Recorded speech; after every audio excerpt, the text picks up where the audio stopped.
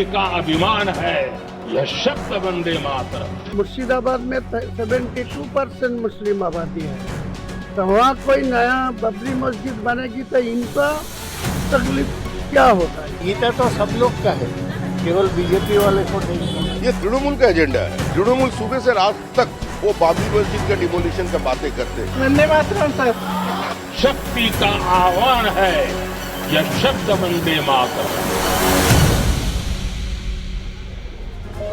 नमस्कार, NDTV India की इस खास पेशकश सवाल इंडिया का में आपका बहुत बहुत स्वागत है। न्यूज रूम से ये बुलेटिन आप देख रहे हैं, जहां पर पल पल की खबर सटीक तरीके से हम आप तक पहुंचाते हैं। हमारे तमाम साथी यहां पर इस मेहनत के साथ आप तक वादा भी करते हैं आपको हर उस खबर से बाखबर रखने का जो आपके लिए जानना है बेहद जरूरी। तो सबसे पहले हम यहाँ पर शुरुआत करने जा रहे हैं वंदे मातरम की खबर से, जिससे देश की राजनीति में एक बार फिर से उबाल आ गया है। 150 साल वंदे मातरम के पूरे हुए हैं और उसके बाद किस तरह से सत्ता पक्ष और विपक्ष ने अपने अपने विचार इस मुद्दे पर रखे, वो आपको दिखाएंगे। किस तरह से वंदे मातरम को लेकर और बाबरी मस्जिद को लेकर कहां और किस तरह से विवाद जो है वो गहरा रहा है, वो भी आपको बताएंगे। लेकिन सबसे पहले आज लोकसभा में किस तरह से इसकी शुरुआत हुई है बहस की वंदे मातरम पर, वो आपको बताएंगे। प्रधानमंत्री ने वंदे मातरम के कुछ अंश भी सुनाए हैं, वो आपको सुनवाते हैं।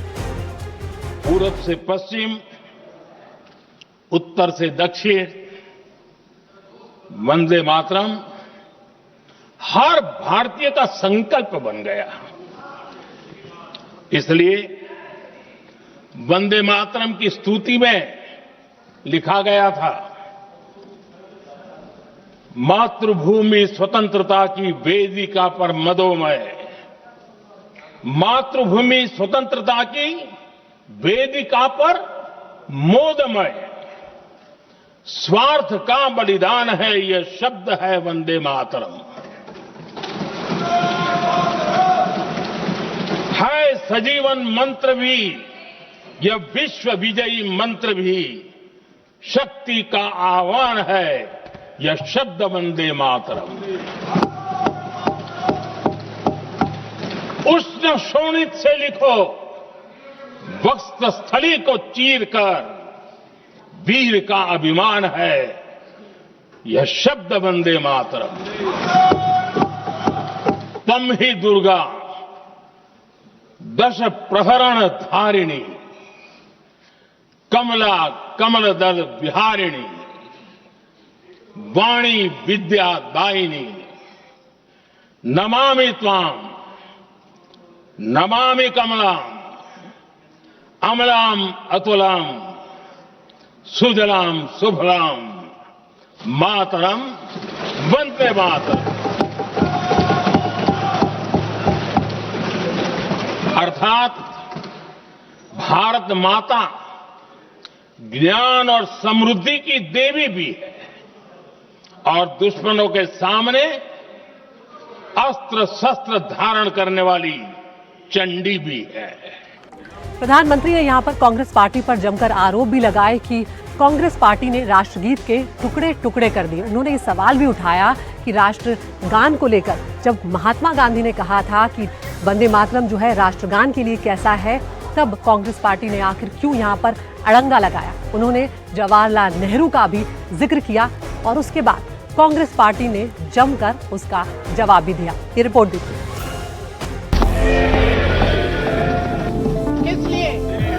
वंदे मातरम पर 55 मिनट के अपने भाषण में प्रधानमंत्री मोदी ने आखिर वो कौन सी बात कही जो कांग्रेस को चुभ गई। शुरुआत हुई महात्मा गांधी के जिक्र से। इंडियन ओपिनियन में महात्मा गांधी ने 2 दिसंबर 1905 जो लिखा था उसको मैं कोट कर रहा हूं। उन्होंने लिखा था, महात्मा गांधी ने लिखा था, गीत वंदे मातरम जिसे बंकिम चंद्र ने रचा है, पूरे बंगाल में अत्यंत लोकप्रिय हो गया है। स्वदेशी आंदोलन के दौरान बंगाल में विशाल सभाएं हुई, जहां लाखों लोग इकट्ठा हुए और बंकिम का यह गीत गाया। गांधी जी आगे लिखते हैं, ये बहुत महत्वपूर्ण है। वो लिखते हैं, ये 1905 की बात है, उन्होंने लिखा, यह गीत इतना लोकप्रिय हो गया है जैसे ये हमारा नेशनल एंथम बन गया है। मोदी ने सवाल उठाया कि अगर वंदे मातरम में महात्मा गांधी को राष्ट्रगान दिखता था तो इसके साथ इतना बड़ा अन्याय क्यों हुआ? वंदे मातरम के साथ विश्वासघात क्यों हुआ?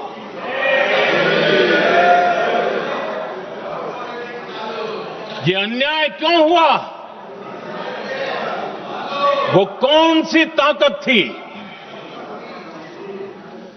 जिसकी इच्छा खुद पूज्य बापू की भावनाओं पर भी भारी पड़ गई, जिसने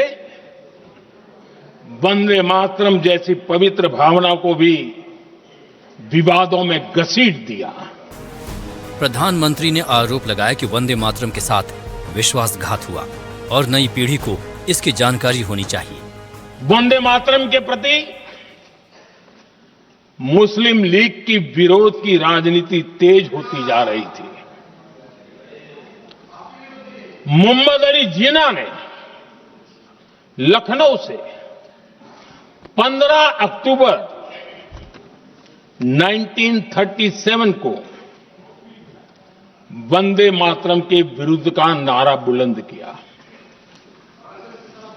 फिर कांग्रेस के तत्कालीन अध्यक्ष जवाहरलाल नेहरू को अपना सिंहासन डोलता दिखा। बजाय कि नेहरू जी मुस्लिम लीग के आधारहीन बयानों को तगड़ा जवाब देते, करारा जवाब देते, मुस्लिम लीग के बयानों की निंदा करते,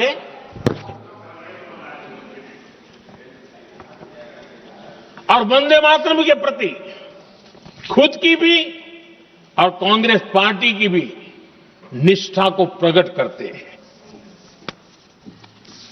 लेकिन उल्टा हुआ। वो ऐसा क्यों कर रहे, वो तो पूछा ही नहीं, न जाना, लेकिन उन्होंने वंदे मातरम की ही पड़ताल शुरू कर दी। जितनी देर हमारे प्रधानमंत्री देश के प्रधानमंत्री रहे हैं, 12 साल हो गए हैं, लगभग उतने ही सालों के लिए जवाहरलाल नेहरू जी जेल में रहे। किस लिए? इस देश की आजादी के लिए। उसके बाद 17 साल के लिए प्रधानमंत्री रहे। आप बड़ी आलोचना करते हैं इनकी, लेकिन अगर इन्होंने इसरो नहीं बनाया होता तो आज आपका मंगलयान नहीं होता। अगर डीआरडीओ नहीं बनाया होता तो तेजस नहीं बनता। अगर आईआईटी और आईआईएम नहीं बनाए होते तो हम आज आईटी में आगे नहीं होते। अगर एम्स नहीं बनाया होता तो हम कोरोना की जब बड़ी चुनौती का सामना कैसे करते? हाँ, वही बना कुछ भी। इसका मतलब है इस मुद्दे का जवाब नहीं है आपके पास। प्रधानमंत्री मोदी ने अपने भाषण में कहा कि जब मोहम्मद अली जिन्ना ने वंदे मातरम का विरोध किया, तब उसके 5 दिन बाद नेहरू ने सुभाष चंद्र बोस को चिट्ठी लिखी और जिन्ना की भावना से सहमति जताते हुए कहा कि वंदे मातरम की आनंद मठ बाली पृष्ठभूमि मुसलमानों को परेशान करती है। मैं नेहरू जी का कोट पढ़ता हूं। नेहरू जी कहते हैं, मैंने वंदे मातरम गीत का बैकग्राउंड पढ़ा है। नेहरू जी फिर लिखते हैं, मुझे लगता है कि ये जो बैकग्राउंड है इससे मुस्लिम भड़केंगे। साथियों, इसके बाद कांग्रेस की तरफ से बयान आया कि 26 अक्टूबर से कांग्रेस कार्य समिति की एक बैठक कोलकाता में होगी, जिसमें वंदे मातरम के उपयोग की समीक्षा की जाएगी। बंकिम बाबू का बंगाल, बंकिम बाबू का कोलकाता, और उसको चुना गया और वहां पर समीक्षा करना तय किया। पूरा देश हतप्रभ था, पूरा देश हैरान था। प्रधानमंत्री ने कहा कि पूरे देश ने वंदे मातरम पर कांग्रेस के प्रस्ताव के विरोध में प्रभात फेरी निकाली, लेकिन कांग्रेस ने वंदे मातरम पर समझौता कर लिया। वंदे मातरम के टुकड़े करने के फैसले में वंदे मातरम के टुकड़े कर दिए। उस फैसले के पीछे नकाब ये पहना गया, चोला ये पहना गया कि ये तो सामाजिक सद्भाव का काम है। लेकिन इतिहास इस बात का गवाह है कि कांग्रेस ने मुस्लिम लीग के सामने घुटने टेक दिए और मुस्लिम लीग के दबाव में किया। और कांग्रेस का ये तुष्टीकरण की राजनीति को साधने का एक तरीका था। आदरणीय अध्यक्ष जी, तुष्टीकरण की राजनीति के दबाव में कांग्रेस वंदे मातरम के बंटवारे के लिए झुकी। इसलिए कांग्रेस को एक दिन भारत के बंटवारे के लिए झुकना पड़ा। जो कांग्रेस वर्किंग कमेटी पंडित नेहरू ने जी के सबके साथ जो विचार विमर्श किया, उसमें सब शामिल थे। उसमें शामिल थे रविंद्रनाथ टैगोर जी, जिन्होंने स्वयं कहा कि जो पहले दो स्टैंजाज हैं वो इतने मधुर हैं, उसमें इतनी ताकत है, जो पूरा सारांश है वंदे मातरम का वो पहले दो स्टैंजाज में।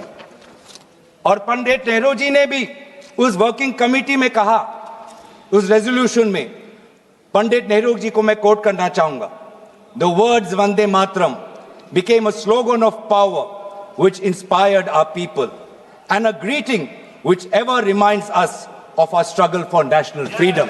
ये है पंडित नेहरू जी और कांग्रेस पार्टी की मूल भाव वंदे मातरम के पक्ष में। प्रधानमंत्री ने अपने भाषण में आरोप लगाया कि कांग्रेस की नीतियों में कोई बदलाव नहीं आया है। उन्होंने कांग्रेस के साथ साथ पार्टी के साथी दलों को भी कटघरे में खड़ा किया। दुर्भाग्य से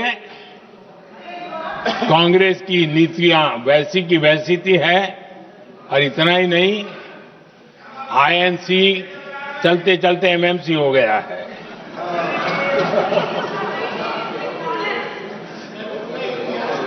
आज भी कांग्रेस और उसके साथी और जिन जिन के नाम साथ कांग्रेस जुड़ा हुआ है, सब वंदे मातरम पर विवाद खड़ा करने की कोशिश करते हैं। वंदे मातरम सिर्फ गाने के लिए नहीं है, निभाने के लिए भी होना चाहिए। सभापति महोदय, आज हम आकलन करें, पीछे मुड़ करके देखें कि हम इस वंदे मातरम को कितना निभा रहे हैं। जिस वंदे मातरम ने आजादी के आंदोलन में सबको जोड़ा, आज के दरारवादी लोग उसी से देश को तोड़ना चाहते हैं।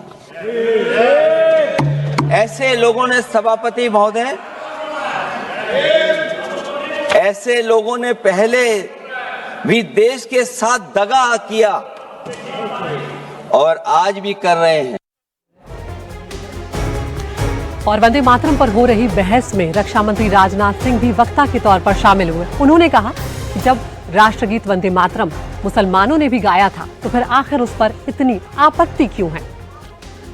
यह विडंबना है कि जहां से भारत के पहले आईसीएस अधिकारी स्वतंत्रनाथ जी टैगोर आए, उसी धरती पर आज युवा बढ़ती बेरोजगारी के कारण हताश हो रहे हैं। और अध्यक्ष महोदय, बंगाल का यह पतन हुआ है दशकों तक सत्ता में रही वामपंथ की सरकारों के कारण और उनके द्वारा की गई हिंसा के कारण हुआ है।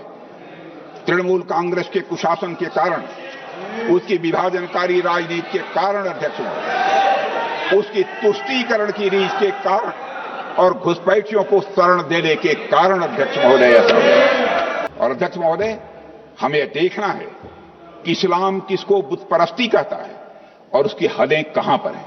अध्यक्ष महोदय, सच्चाई यह है कि भारतीय मुस्लिमों ने बंकिम चंद्र चटर्जी के भाव को कांग्रेस के कुछ नेताओं या मुस्लिम लीग के नेताओं से कहीं अधिक गहराई और सही अर्थ में समझा था। और हमारे यहां की सूफी परंपरा में अध्यक्ष महोदय, विशेषकर पंजाब और बंगाल में अक्सर यह भाव देखने को मिलता है जिस भाव से वंदे मातरम लिखा गया।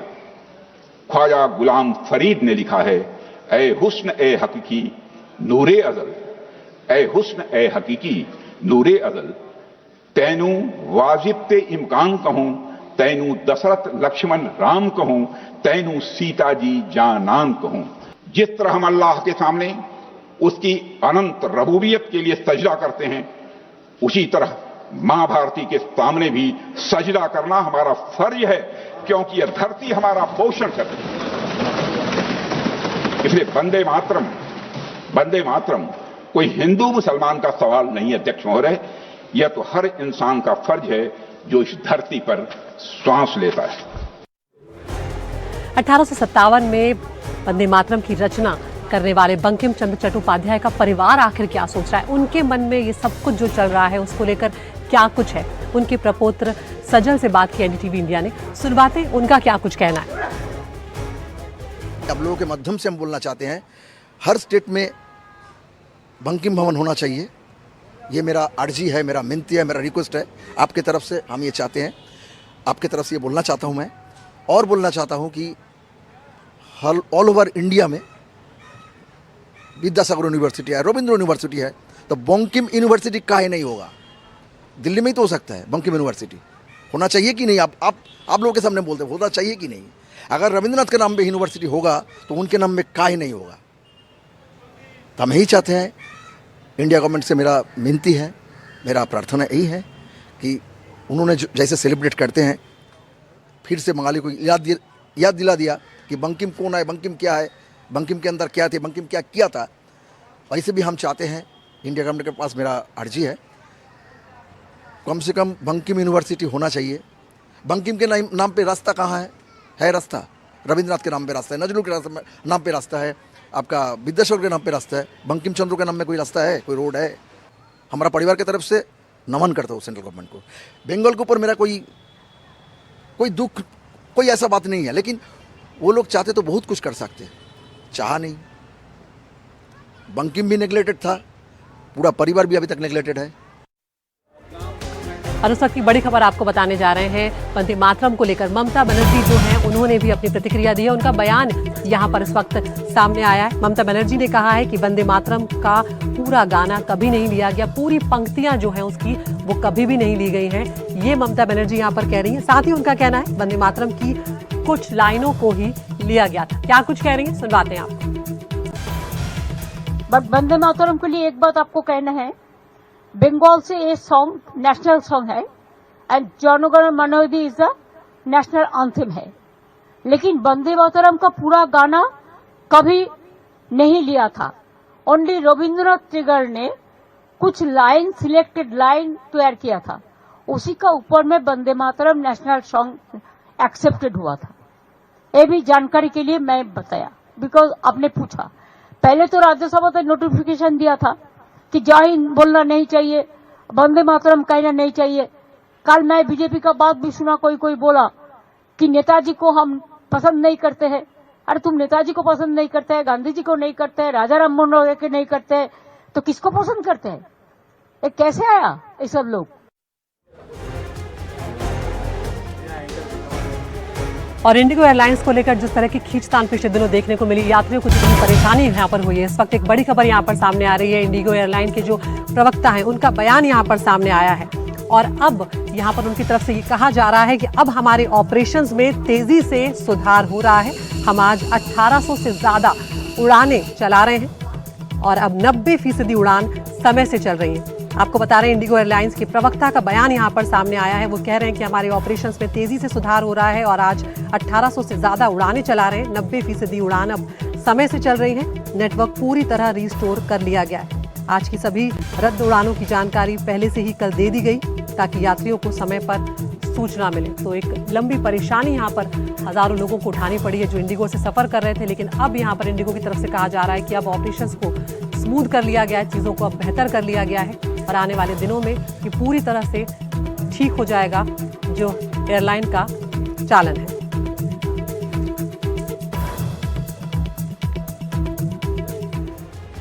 और सवाल इंडिया का हम एक छोटे से ब्रेक के लिए हम यहाँ पर रुक रहे हैं, लेकिन आप कहीं मत जाइए। ब्रेक के बाद हम आपको दिखाएंगे गीता वर्सेस कुरान, बंगाल में सियासी घमासान।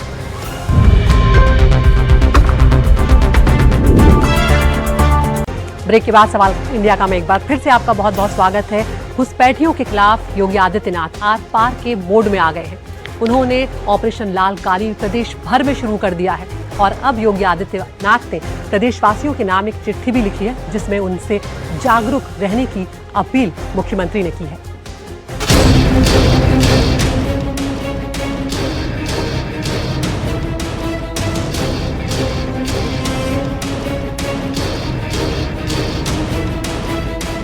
उत्तर प्रदेश में योगी का ऑपरेशन लाल काली।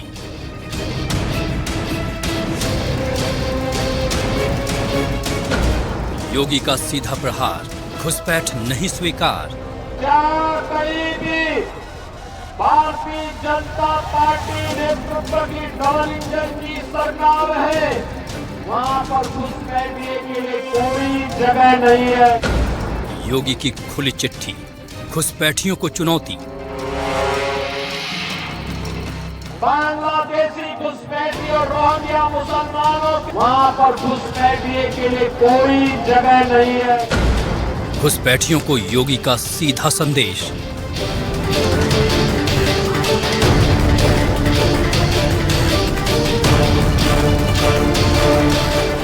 उत्तर प्रदेश के मुख्यमंत्री योगी आदित्यनाथ घुसपैठ को लेकर बिल्कुल सख्त हैं।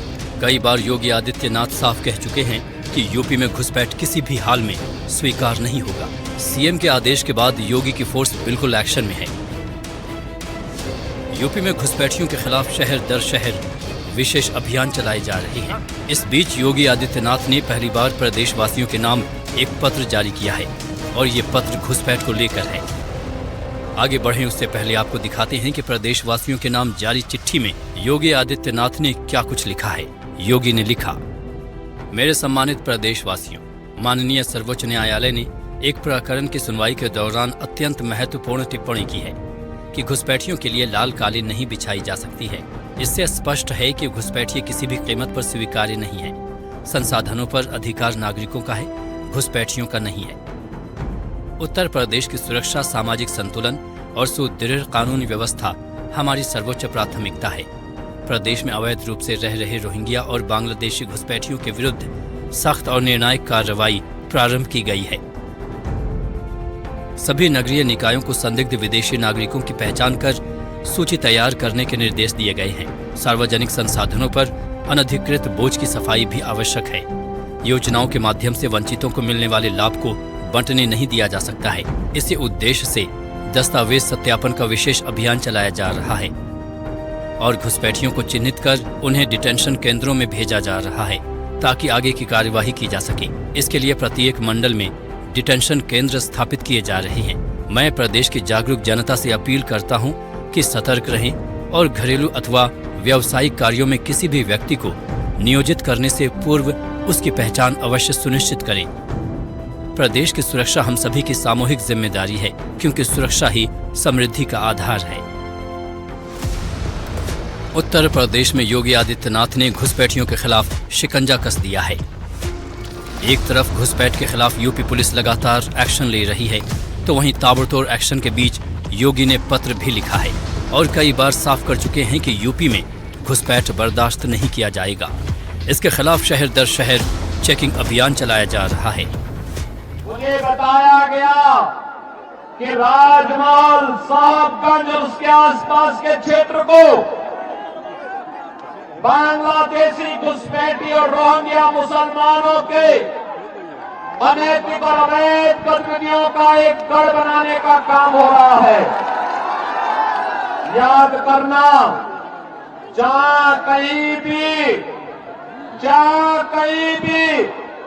भारतीय जनता पार्टी नेतृत्व की डबल इंजन की सरकार है, वहां पर घुसपैठिए के लिए कोई जगह नहीं है, कोई जगह नहीं है। घुसपैठियों के खिलाफ यूपी में किस कदर एक्शन चल रहा है, इसको लेकर आपको 4 तस्वीरें दिखाते हैं।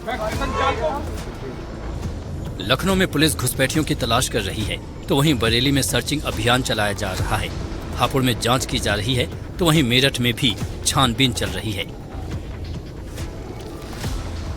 इसके अलावा भी कई जिलों में पुलिस का एक्शन लगातार जारी है। बहरहाल यूपी में घुसपैठियों के खिलाफ जो एक्शन जारी है, उसके मुताबिक यूपी में घुसपैठ के खिलाफ अभी पहला चरण चल रहा है। संदिग्धों की जानकारी मिलते ही पुलिस जांच के लिए पहुंचती है। ऐसे लोगों से पुलिस दस्तावेज मांगती है। वैसे लोग जिनके दस्तावेज दूसरे राज्यों के होते हैं, पुलिस उसकी जांच करती है। पुलिस दूसरे राज्यों को मेल करके जानकारी जुटा रही है। वेरिफिकेशन के बाद रिपोर्ट आने पर संदिग्धों को पकड़ा जाएगा। फेज 2 में ऐसे लोगों को डिटेंशन सेंटर में रखा जाएगा।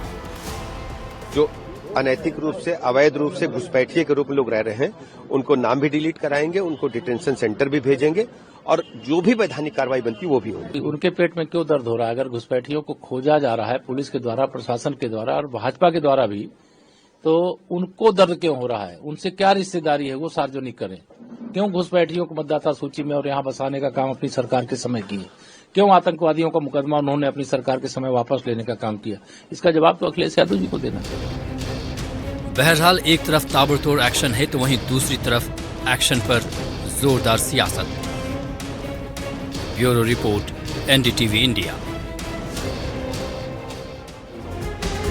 आगे बढ़ते हैं। गीता वर्सेस कुरान, बंगाल में सियासी घमासान। जी हां, 2 दिन पहले यानी 6 दिसंबर को ही टीएमसी के पूर्व विधायक हुमायूं कबीर ने बाबरी मस्जिद की नींव रखी। उसके ठीक 24 घंटों के बाद कोलकाता में विशाल गीता पाठ का आयोजन किया गया। लेकिन हुमायूं कबीर कहां रुकने वाले थे? 2 कदम आगे बढ़ते हुए हुमायूं कबीर ने अब ये ऐलान कर दिया है कि 2 महीनों के बाद यानी कि फरवरी में कुरान का पाठ होगा, जिसे 1 लाख लोग करेंगे। गीता वर्सेस कुरान, बंगाल में सियासी घमासान। हुमायूं कबीर का ऐलान, 1 लाख लोग पढ़ेंगे कुरान। बंगाल की सियासी लड़ाई गीता कुरान पर आई। गज़वाए हिंद वर्सेस भगवाए हिंद।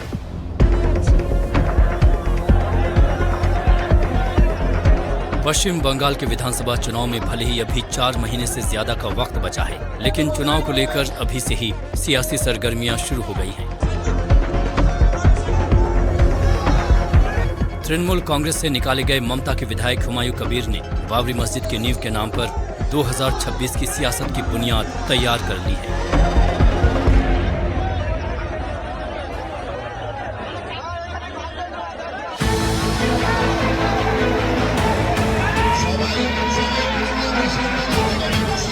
दिसंबर को बाबरी विध्वंस के दिन जहां हुमायूं ने मुर्शिदाबाद के बेलडांगा में बाबरी मस्जिद की नींव रखी, तो वहीं इसके अगले दिन कोलकाता का ऐतिहासिक ब्रिगेड परेड ग्राउंड भगवा में नजर आया। ब्रिगेड ग्राउंड में एक विशाल सामूहिक गीता पाठ का आयोजन किया गया, जिसमें कई राज्यों से आए साधु संतों और करीब 5 लाख से ज्यादा श्रद्धालुओं ने गीता पाठ के आयोजन में हिस्सा लिया। कोलकाता में हुए भव्य गीता पाठ के बाद हुमायूं कबीर ने अब नया ऐलान किया है। हुमायूं ने कहा कि वो फरवरी में 1 लाख लोगों की तरफ से कुरान का पाठ कराएंगे। इसके बाद बाबरी मस्जिद बनाने का काम शुरू होगा। सुनिए इसको लेकर हुमायूं कबीर ने क्या कुछ कहा है। जे उद्देश्य में सनातन धर्मावलंबी मानुष उनका पवित्र गीता पाठ कर रहा है। मैं अभी इस्लाम धर्मावलंबी मानुष मेरा 1 लाख हाफिज को लिए मैं कुरान पाठ कराएंगे, वहाँ से खाना खिलाएंगे अच्छा से लोगों को। वो 1 लाख कुरान का हाफिज को भी खाना खिलाएगी। फिर मेरा को साथ जो रहने वाला यंग लड़का है सब, इनको भी और 1 लाख आदमी इकट्ठा करके 2 लाख का आदमी एक साथ में बैठ के वो खाना खाएगी। बाद में वो बाबरी मस्जिद का काम शुरू होगा। हुमायूं कबीर की तरफ से बाबरी मस्जिद की नींव रखने के बाद बंगाल में तनातनी का माहौल है। ब्रिगेड ग्राउंड में हुए सामूहिक गीता पाठ में बागेश्वर धाम के पीठाधीश्वर धीरेन्द्र शास्त्री ने ऐलान किया कि हम हिंदुस्तान में तनातनी नहीं बल्कि सनातनी चाहते हैं। यहाँ गजवाए हिंद नहीं बल्कि भगवाए हिंद चलेगा। भारत में हम तनातनी नहीं सनातनी चाहते हैं। भारत में हम गजवाए हिंद नहीं भगवाए हिंद चाहते हैं। गीता एकमात्र ऐसा ग्रंथ है जिसके माध्यम से पूरे विश्व में सामाजिक समरसता, एकता और एकत्व का भाव जागृत किया जा सकता है। गीता ग्रंथ महान है, गीता का ज्ञान महान है, गीता भारत की शान है और गीता ही भारत का स्वाभिमान है। जिस घर में गीता जी हैं वह घर भी देवालय से कम नहीं है, जिसके जीवन में गीता। इसलिए पढ़ो गीता, जियो गीता और जीवन को बहुत प्रसन्नतामय रखो। दरअसल हुमायूं कबीर ने जब बंगाल में बाबरी मस्जिद बनाने का ऐलान किया और इसको लेकर जब विवाद बढ़ा तो टीएमसी ने हुमायूं को पार्टी से निकाल दिया। इसके बाद 6 दिसंबर को हुमायूं ने मुर्शिदाबाद में बाबरी मस्जिद की नींव रखी। इसके बाद हुमायूं ने ऐलान किया कि वो बंगाल में नई पार्टी बनाएंगे और ओवैसी की पार्टी AIMIM के साथ मिलकर चुनावी ताल ठोकेंगे।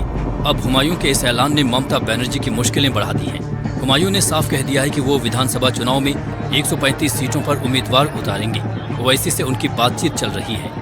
तृणमूल भी घबरा हुआ है। बीजेपी कह रही है, केशव प्रसाद मौर्य नेता है यूपी का, उनका कहना है कि इस बार 26 में बंगाल में बनेगा बीजेपी की सरकार और इस बाबरी मस्जिद को तोड़ा जाएगा। क्या कहेंगे? मैं बीजेपी को सरकार आने नहीं दूंगा और टीएमसी को सरकार फिर बनाने नहीं दूंगा। हुमायूं कह रहे हैं कि बीजेपी को आने नहीं देंगे, टीएमसी को सरकार बनाने नहीं देंगे। हुमायूं और ओवैसी एक साथ चुनाव लड़ते हैं तो जाहिर है इससे सबसे ज्यादा नुकसान ममता की पार्टी टीएमसी को ही होगा और मुसलमानों का एक बड़ा तबका टीएमसी के पाले से छिटक सकता है और इसका सबसे ज्यादा फायदा बीजेपी को ही होगा। बहरहाल इसको लेकर जोरदार सियासत हो रही है। सुनिए इस पर बीजेपी और टीएमसी क्या कुछ कह रही है। हुमायूं कबीर नहीं रखे हैं, ममता बनर्जी रखवाई हैं और नौटंकी कर रही हैं अपने सांसदों से, उसके खिलाफ में बयान दिलवा रही हैं अपने नेताओं से। ममता बनर्जी विवाद को बंगाल की धरती पर हिंदू मुसलमान के रूप में बांटने के लिए ये बाबरी मस्जिद हिडन एजेंडा के रूप में हुमायूं कबीर के द्वारा इन्होंने लाया है और इसका विरोध पूरे देश में जिस ढंग से अब दूसरे जगह हो रहा है, ये नींव डाली गई है सोची समझी रणनीति के तहत और इसका विरोध केवल बंगाल में ही नहीं, ममता बनर्जी को इसकी सजा भुगतनी पड़ेगी। वो अभी तक नहीं, अभी तक ये मीडिया इवेंट है, ये कोई उथल पुथल नहीं है, उससे कोई फर्क नहीं हो। हुमायूं कबीर पहले ही ऐलान कर चुके हैं कि वो 22 दिसंबर को नई पार्टी का ऐलान करेंगे और ओवैसी से उनकी बातचीत चल रही है। ऐसे में सवाल यही है कि हुमायूं कबीर बंगाल में दीदी की कितनी मुसीबत बढ़ाएंगे। अलग पार्टी और ओवैसी से तालमेल का क्या असर होगा? क्या ममता बनर्जी की पार्टी से छिटकेगा मुस्लिम वोट? चुनाव से पहले हुमायूं का ये दांव कितना कारगर साबित होगा? बहरहाल 5 महीने की बात है, इंतजार कीजिए। बंगाल का चुनावी परिणाम सब कुछ साफ कर देगा। Bureau report, NDTV India.